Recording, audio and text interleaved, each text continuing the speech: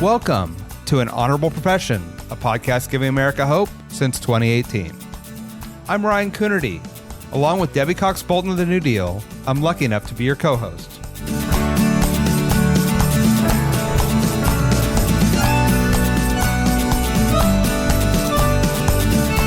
An Honorable Profession is a New Deal Leaders podcast. The New Deal is an organization that supports the next generation of American leaders. From attorneys generals to state senators to mayors to school board members, these are the people that are pushing policies and politics that will respond to climate change, rebuild our economy, address racial injustice, and restore our democracy.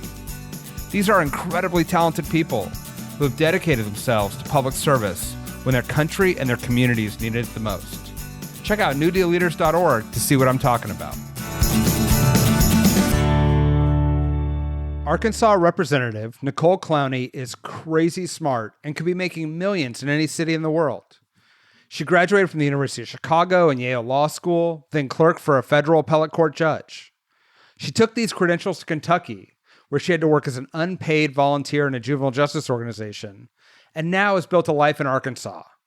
She teaches history and law and serves in the legislature. She's worked hard to address gun violence, protect reproductive health, stand up for trans kids, firefighters, teachers, and her constituents. We talked about it all, and then some. I left impressed and inspired and hope you do too. Enjoy. Representative Nicole Clowney, welcome to An Honorable Profession. Thank you for having me. You have one of the most impressive resumes I've seen. Grew up in Oklahoma, went off to the University of Chicago, Yale Law School, clerked for a federal appellate judge, and now in the Arkansas legislature. Can you tell me a little bit about that path and how you ended up where you are? Sure. It's much easier to see looking backwards because I think starting at the beginning, I never would have anticipated all of the twists and turns that my life and my career path would have taken. But looking back, I think I can make some sense of it. So I grew up in Oklahoma City, the daughter of two teachers. My mom was a special ed teacher, taught at a public high school near us. And I went to public schools myself, was a proud product of Oklahoma City public schools, but knew that the best thing that I could do, I thought when I was 18, the best thing that I could do for the place that I called home was to go get the best possible education that I could. And for me, that involved going to the University of Chicago for undergrad, where I studied classics. So I immersed myself in the world of the ancient Greeks and Romans. And when it was time to graduate from there, I really had kind of a moment of, do I want to continue on with my study and do I want to live a life in academia, or do I want to do something the way that I framed it in my mind at the time, which I've now realized wasn't entirely accurate, but at the time, do I want to do academia or do I want to do something that's going to make a real difference in the real world? Now I see how closely entwined critical thinking and particularly the humanities are in the real world work that I was so drawn to, which when I graduated from college was law school. I wanted to go to law school. I wanted to learn about, at a very basic level, kind of how to alleviate suffering, how to alleviate human suffering. Looking back on it now, my study of the humanities played a huge role in that rather than be antithetical to that. And so it led me to Yale Law School, where I was lucky enough to get accepted and learn from the best of the best. But I knew that I always, despite having gone to school elsewhere, wanted to end up closer to home. I ended up finding a spouse or finding a partner who was willing to become a spouse kind of on that, with that understanding. And so I worked for a federal judge. We ended up getting married. And then I moved to Kentucky, where I started work I actually had to volunteer for a while because there wasn't a job in Kentucky that was available for me. I wanted so badly to work at this nonprofit that was dedicated to children's law issues. And they just said, we would love to have you. We just don't have the funding. And I couldn't find anything, which seems wild. I think in a way, you come out of law school, you come out of a prestigious clerkship and you think people are going to be really excited to hire me. When I moved to Kentucky, that was not the case. And it wasn't the fault of anybody, but I didn't have connections there. And so much of the work that I wanted to do just wasn't funded. So finally I said, okay, I was fortunate enough to be in a position where I said I can work for this number of months on a volunteer basis and try to prove my worth and get my funding together. And I did that. They allowed me to do that. And that's how I got my first real job out of my clerkship. So I worked for that nonprofit, ended up working on a grant from the Southern Poverty Law Center designed at addressing the school to prison pipeline. And I did that work for a while before moving to Arkansas. So it's been a long and windy road, but really, I think there is a common thread through all of it that has been a core desire to do what I can where I am to lessen suffering, even if just by a little bit. And that really has been kind of what has driven me this whole time. So today, I'm in the legislature, and the road to get there was similarly unexpected, but I'm finding myself driven by the same thing in the work I do today. I hadn't planned on asking this, but now I'm curious. In your study of the humanities, and you taught ancient Greek and Latin at the University of Arkansas, what lessons do you think we need to draw from those periods, from those thinkers about the United States today, and specifically what you're seeing on the ground in Arkansas? It's a really, really good question. And in fact, I did teach ancient Greek and Latin, but I'm still doing it. And so one of the classes that I teach in addition to that is a Roman law class. And the parallels between what we saw in the Roman Republic and the Roman Empire and a lot of the things that we're seeing now, the similarities are strong. I think there are a couple of things to take away from the study of the classics. And of course, I could speak for hours and hours on this, so I'll keep it very, very short. But I think the number one lesson that studying any civilization can teach you is the common threads that tie really all of these civilizations together. The things that drove people, the things that kept people up at night, the things that caused suffering, and the things that alleviated it were the same. And I think recognizing shared humanity, whether that be across social class, across race, across gender, or across time, is something that helps you view the world in a more empathetic way. So I think that is one part of it. I think another part of it is the study of history. I think now more than ever, we are seeing, I shouldn't say more than ever that I can remember since being in this line of work, we are seeing an attack on how history is taught. There is a lot about the ancient world that is taught in a way that I constantly have to remind my students, we only have certain records because the person who is in power determines the records that exist. Right. And that is a lesson that I constantly have to reinforce. And it's one that now more than ever, we are seeing kind of on the front lines as we see state legislatures and even, some national figures kind of go after particularly history curriculum in K through 12 education.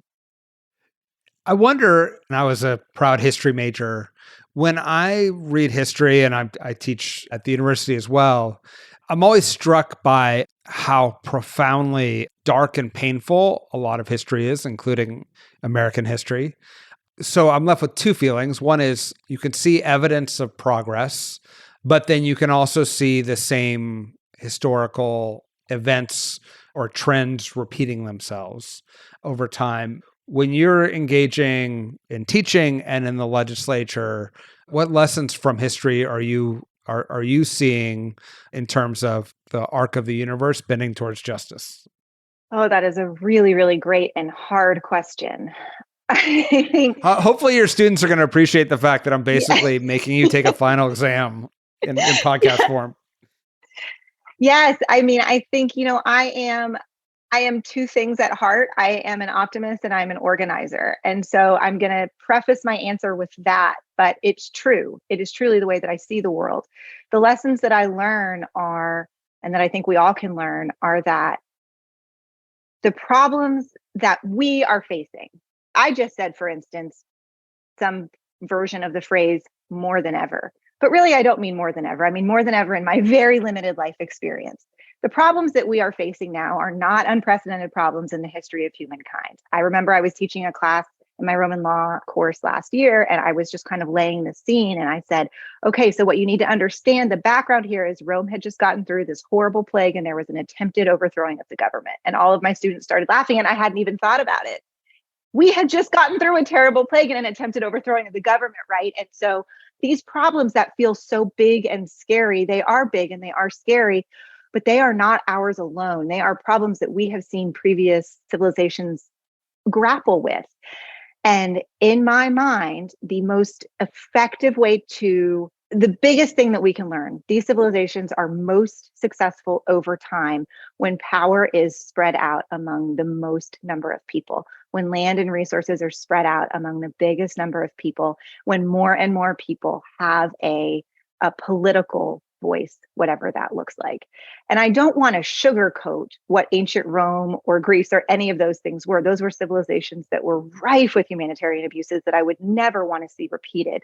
But I do think that when those places are at their best is when power is not consolidated in the hands of one or two at the very top, whether that be people or families. And I think the most important lesson that we can learn is when we start to see that intense stratification of wealth, that intense divide between the haves and the have-nots, whether that be resources or power, that's when the real danger starts.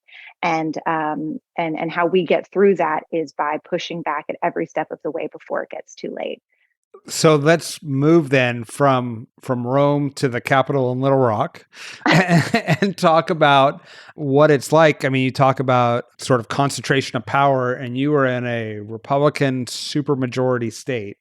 What's it like on the grounds for the haves and the have-nots as you try to ensure democracy continues?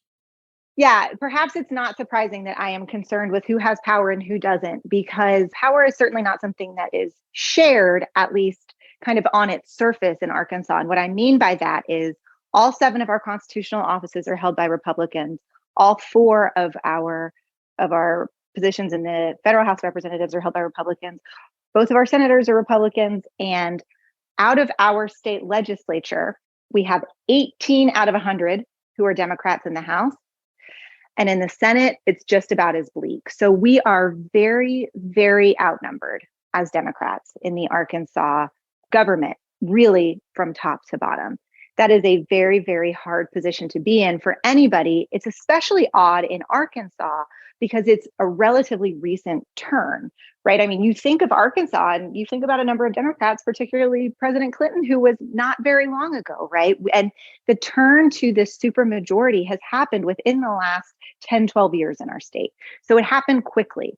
And it happened so quickly that there was never really a time where the two parties ever had to work together. So that's not even, a knock on Republicans. It's just a numbers game. I mean, the Democrats, we never had to work with Republicans until very, very recently when they became a threat. And then as soon as they were a threat, boom, they were the supermajority. So it's a hard thing when kind of the institutional memory doesn't really allow for that bipartisanship that I think is desperately needed for good government. People ask me all the time, how do you do it? Like, how do you go down there and just get your ideas tossed out again and again and again? And it's not quite that bleak. I should say my ideas do not get tossed out again and again, but things that are very fundamentally important to me, to who I am as a person, to the things that my family and I value at our core are not things that I share with a lot of my colleagues. And that can be hard. But for me, that is the joy of the job, because I actually think, and I don't want to sound too Pollyanna about it, but so much of what we are fed right now is coming from national politics, national discourse about Democrats and Republicans. And it is the most fulfilling thing that I can do to have a conversation with somebody whether it's explain an idea or explain why I hold an idea that they understand, but they don't understand why I might hold it. If I can explain that to somebody in a way that allows them to leave a conversation feeling like, oh, this thing that I've been told is a fringe, wild, completely unreasonable belief. Actually, my colleague just explained it to me and it makes sense. That is hugely fulfilling, and it does happen. Of course, I wish that it didn't need to, but it does. And similarly, I learned too. I learned that there are a lot of colleagues who don't know what they don't know, particularly when it comes to social issues. So, for instance, one of the things that we have seen in Arkansas over the last, I would say, 4 years, not alone in Arkansas, although we were sadly a trailblazer in it, is an attack on LGBTQ kids, particularly trans kids. It became very obvious to me during the course of some testimony this past legislative session that there was a very fundamental misunderstanding about what it is to be trans. It was a bill sponsor who was presenting a bill who genuinely did not understand some very basic facts about being trans. And I truly didn't know what else to do besides just say, hey, okay, we're very heated here. We're all arguing about right and wrong. I kind of want to take a step back, and I hope that nobody will find this insulting. But I was lucky enough to be around trans. I had trans friends when I was in middle school without even knowing the name. Like, it wasn't even on my radar yet. But I said I was just so lucky that I had people in my life who were experiencing these things and taught me about them in real time, so that I have a very good understanding about it now. And I think maybe you might be misunderstanding X, Y, and Z about the issue. And that's very concerning to me. And I just want to make sure before we kind of go forward with this legislation that you understand the facts as they are. And it was just a moment of not blaming, not how dare you attack these people, even though that's a lot of what I was feeling. But it was just, maybe if we can start from a place of, I'm worried that you're misunderstanding something, and I at least want to make sure that that's not true before we proceed. And it turns out that it was true. And the whole tenor of the bill, and ultimately the bill itself, changed. And so it's just a small example, but there are opportunities that present themselves working in a super minority that I do feel lucky to be in the room when they arise. Before I continue my conversation with Nicole Clowney, I wanted to remind you that we'll be celebrating 5 years and 200 episodes on September 21st. To mark this milestone, we're looking back on some of the best moments in the podcast's history. Here's a clip from my conversation with Delaware Senator Sarah McBride.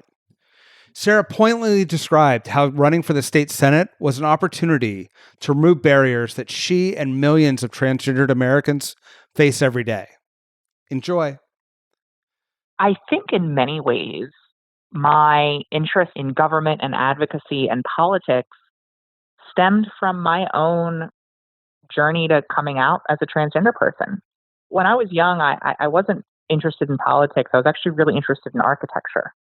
What I was thinking about and what I was really aware of is how the world interacts with people and the barriers that it places in front of people. Because at a young age, I was becoming aware of who I am, and in the same instant, becoming aware of the fact that there was significant prejudice and ignorance around people like me.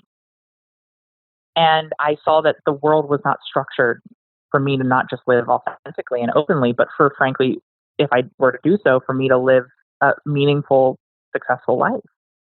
I want to talk about some of those priorities because you're working hard to help kids, reduce gun violence, improve access to behavioral health resources, so many important things. And just reading about it, it feels you can feel the struggle that you're facing on a daily basis to move those things forward. I guess one of the things I'm curious about is we just talked to Caleb Hemmer, who's a representative in Tennessee, and Tennessee is similar in that Al Gore came from Tennessee and has quickly changed. I think you're playing a vital role in helping folks understand issues around trans kids and other issues that they didn't have an understanding of. What do you think the Democratic Party needs to understand about places like Arkansas if we want to get back to being it to be competitive and maybe even a democratic state again? It's a great question. It's a great question because I think that it can be very easy to get caught up in, for lack of a better word, kind of purity tests when it comes to progressive politicians. So in Arkansas, it's very interesting because we are a very independently minded state. Our state legislature is very, very skewed red. When you look at statewide elections for, say, a gubernatorial candidate, it's a little bit more, while our legislature is about 25-75, the reality on the ground in terms of party breakdown for a race like that is something like 35 to 40% Democrats. But where you really see the hold of progressive ideas is in the ballot initiative process, which is something that is pretty strong in Arkansas. So Arkansas passes relatively consistently progressive ideas on the ballot, yet continues to elect more and more Republicans rather than Democrats. And I think that part of the problem is understanding what a Democrat is and maybe trying to find a balance between having a national story, this is what Democrats stand for, this is who Democrats are, while also allowing space for a state like Arkansas to have an Arkansas Democrat that may look a little bit different than a California Democrat or even a Tennessee Democrat, right? And our ballot process shows us that we are not opposed to progressive ideas, but we are very afraid of the word Democrat. We are not afraid to pass, for instance, medical marijuana, which passed overwhelmingly on our ballot. We are not afraid to pass a minimum wage, which passed overwhelmingly on our ballot. But I can't imagine any Democratic candidate who could have won the same support as those ideas did, because the party in our state, I think, is just a little bit tainted. The name Democrat remains a little bit scary to some voters still. Now, of course, the blame for that falls on a whole lot of feet, but Democrats are certainly partly to blame. I think that it can be very easy to get completely outraged, as I find myself all the time with all of these attacks on social issues, whether it be like trans kids, like I mentioned, completely outrageous to me. Just the attack on people's humanities, inexcusable. But we also have to be able to talk about a whole host of other things that are going to matter to people and not let ourselves, and this is my personal challenge, not let ourselves take what almost can feel like bait sometimes that's being dangled before us to distract from real issues. All of these things are real and impact people's lives that I've mentioned.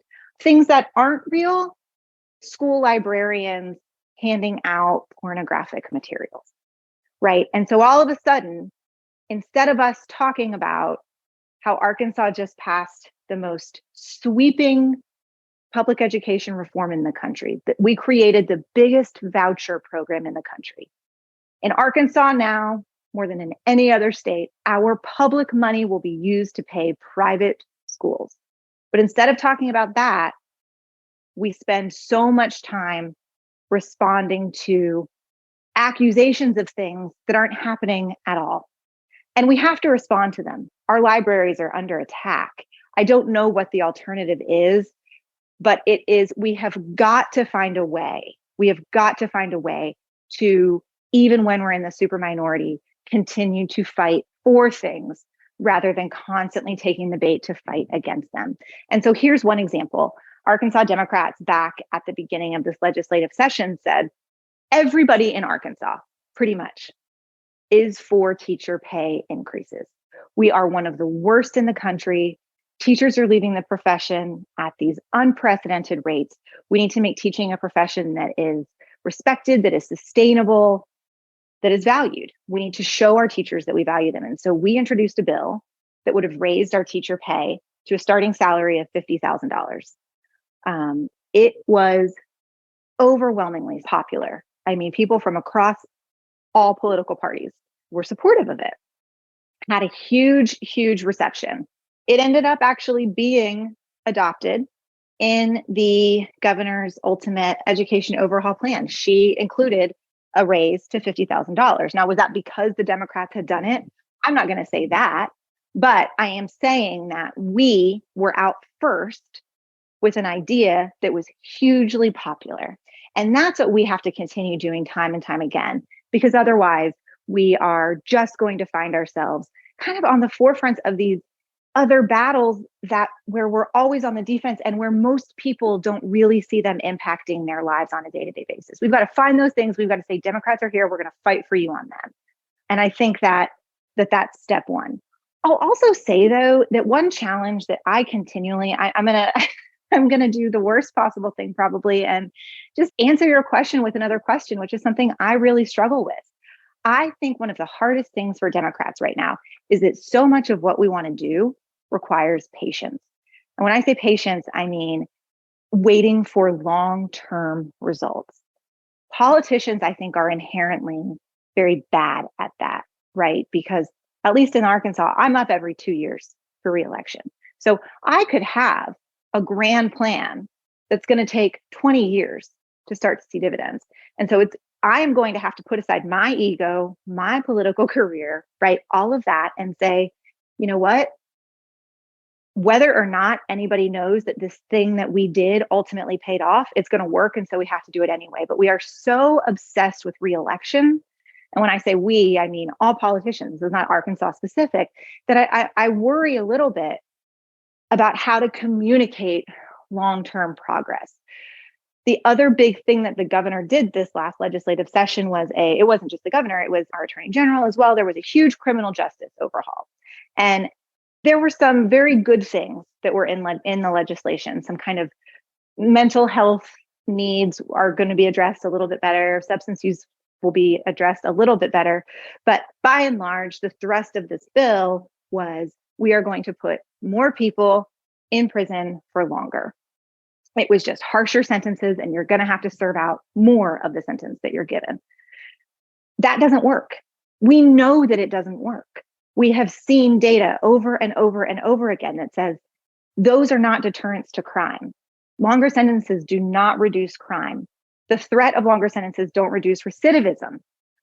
Longer sentences, in fact, increase recidivism. But it feels very good and it feels very tough on crime to say, look, we increase the sentence from this to this, therefore there will be fewer criminals on your streets. It's much harder to say, look, we invested in what we all know is the root cause of crime, the actual predictor of crime, poverty. We invested in things that will lower poverty so that however many years down the line, 20, 30 years down the line, we can look back and see, look, once we really started to make sure all of our kids were going to school fed, once we took these stressors out of these families' lives so that parents could parent the way that they want to, that's when we started to see people being raised who were committing less crime. That story is very hard to tell. And I think that is a thing that keeps me very worried right now. How do we tell a story that involves long, complicated results in a way that gives people the patience and the energy and the excitement about investing in the things that will lead to those results? Yeah, I agree. I think it's a fundamental challenge in Democratic-led states like California, where I am. Making the smart long-term investment over the short-term win, chasing headlines is critical, because otherwise no business, no family would invest all is successful by just having short-term thinking. Yep. And the same goes for societies and government.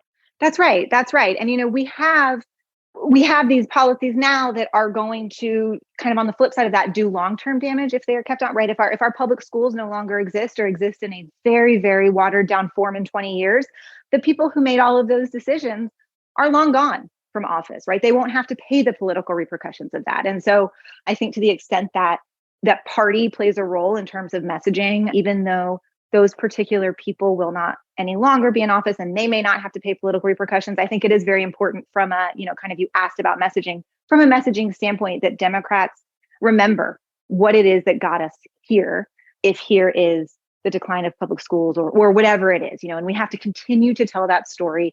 If we can't do it on the front end in a way that engages people, we have to remember, and maybe this goes back to my history brain, but we have to remember what happened in the decades leading up to where we are now to be able to start to turn it around. And so those are the things that I think about as I look at where Arkansas is, because I genuinely believe that we are at our lowest point right now in terms of this super minority, super majority imbalance. I think we're going to start to see it swing a little bit back toward the center. And I am hopeful that we can start to tell those stories and make corrections before it's too late. So hopefully, as you've now hit bottom in terms of the super minority status and are climbing up. I mean, how do you think about what your priorities are when you're in the super minority? What you can get done for the people of your district and your state when you go down to Little Rock? Yeah, it's a really good and tough question. And there are a few different categories of things that I look at when I think about what to fight for each legislative session. We meet for about 3 months every 2 years. So our time frame is incredibly compact, and you've got to make really good decisions, smart decisions about what it is you want to spend that time doing. I actually look at it. I like to think of myself as having, kind of, I guess I maybe would say 3 different buckets of work that I do. The first is simple and would probably not be very interesting to anybody to listen to, but it's just, where are there small little code changes that need to be made, problems that have come up over the course of the 2 years that constituents have brought to me and say, this one little thing is causing me a problem, whether it's with my business or my personal life, and how can we fix those things? The second is, what are the things that are going to have a bigger impact, but that are not politically charged? Every year, I would say I take on probably one of those. So the first year that I was in office, I fought for firefighters who had gotten cancer in the line of duty. So firefighters who had gotten sick from breathing in carcinogens that, of course, are, litter all of our homes. And I fought for a bill that would have allowed them, that did allow them to take 6 months of sick leave to care for themselves, to spend time with their families, because they didn't have any additional time off, even though that sickness was caused in the line of duty. It seems like something that would be pretty straightforward. It was very hard. There was a lot of pushback from a lot of municipalities who were worried about what that was going to do to their numbers and all of it, but we got it done because it matters. It's big, but it's firefighters. And there is not yet a large anti-first responder contingent, right? And so that was something that I thought, okay, we can get this done. I've also, this past session, I did a lot of work on opioid use. Arkansas is consistently as one of the worst states in the country when it comes to opioid abuse. However, our numbers when it comes to death rates have not historically been accurately reported. That's a big issue because it means that we don't really have a clear picture of what's killing Arkansans, which is huge. But also there is a big amount of federal funding that's available based on your death rates due to opioid overdoses. Well, we didn't know what those rates were in Arkansas because we weren't keeping track. We weren't keeping track for reasons that are pretty much just logistical. And so I filed a bill to help address that. That bill arose from a group of legislators, a group of bipartisan legislators who were meeting and talking with folks who wanted to help address mental health and substance use. And a doctor came to us and told us about the problem. And then I just kind of picked up the ball and ran with it. But everybody was bought in from the beginning because it was a group of bipartisan legislators. So that's where kind of the productive policymaking work can be done when you're in the super minority. But I think the other job of a super minority legislator is to bring forward things that you know full well are not going to pass. And there is value in a conversation. There is value in education. And there is value, frankly, in fighting for people who nobody else is fighting for. And that may sound frustrating or futile, but it is such important work that I feel very lucky to be able to do. So one of the things that we're facing in Arkansas right now, again, as many places in this country are, is reproductive health, right? So in Arkansas, we had a full abortion ban that went into effect the moment that the Dobbs decision came down. And so this past legislative session, I filed a bill that would have allowed for an exception in the case of a baby who has been diagnosed with a lethal fetal anomaly. In other words, this mother or parents have been told this baby is not going to survive. It's impossible for this baby to survive outside of the womb. In most instances, doctors would allow for early delivery of that baby, but in Arkansas, that would be considered an abortion. And so I filed that bill knowing that it would have huge opposition from all of our very vocal pro-life groups here, but also knowing that that bill and that exception has the huge support of a majority of actual Arkansans. The polling is very clear on this. Arkansans do not want a full ban. They don't. What Arkansans want is something that is much more in line with, I think, what a majority of Americans want, which is limitations with some exceptions in cases of rape, in cases of incest, in cases of things like I'm talking about with the diagnoses. But I think it was really important. We sat down, we had doctors, we had genetic counselors, we had mothers all sitting down, just telling their stories, explaining why this was necessary, knowing that it wasn't going to become law, but also knowing that this is public record. Arkansans are watching. We know what Arkansans are thinking, and we want to educate not only legislators, but all of the rest of the state who's watching so that they can see what it is that's being voted on day in and day out. That was an important battle, even though we knew we were going to lose it. We fought it. So, you kind of have to choose those things. I would say the other issue where I will consistently file legislation that I know will likely not pass, and I will continue to do it until it does pass, does have to do with gun violence prevention.